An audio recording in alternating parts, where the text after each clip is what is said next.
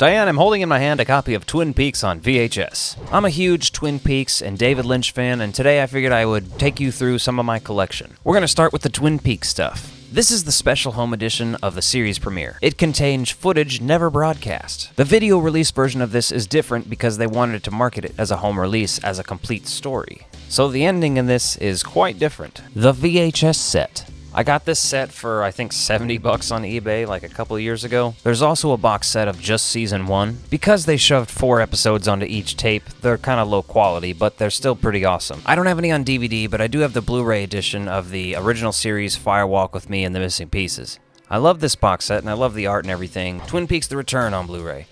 I really loved this series. I know there's some people with mixed opinions about it, but I thought it was great as not only a Twin Peaks fan, but a David Lynch fan. I have the CD here for the soundtrack from Twin Peaks. And I also have the cassette tape of this, which is one of my favorite things in the Twin Peaks collection. Also in the audio department, I have the soundtrack for Fire Walk with Me on CD as well. I'd like to get some Twin Peaks vinyl because I don't have any, but this is what I've got for now. I've got a couple Twin Peaks books. I've got Welcome to Twin Peaks, a complete guide to who's who and what's what. This is an unlicensed book. And I kind of like that about it. It's pure love for the show. The Secret Diary of Laura Palmer. If you're a Twin Peaks fan, you gotta get a copy of this. This is a first printing from October of 1990. I've also got The Secret History of Twin Peaks. Now, I don't have the little slipcover that came with it, because I bought this after the fact. This was written by Mark Frost, co-creator of Twin Peaks with David Lynch, and it came out right before The Return did. Then when The Return came out, we got Twin Peaks: The Final Dossier. Now these are more for the super Twin Peaks nerd. I'm definitely under that category. You might be if you're watching this video, to be honest. Now let's talk about some other David Lynch stuff. David Lynch's Wild at Heart on VHS. I got this for $1, and I'm very happy with that price. It's even got a Blockbuster video sticker on there.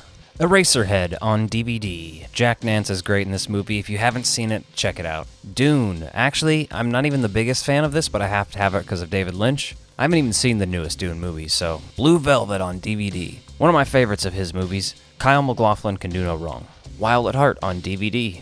This isn't a movie you can just sit down and watch anytime. You have to be in the mood for this sort of messed up movie. A lot of David Lynch's stuff is that way. Twin Peaks is kind of easier to watch for me, though, for sure.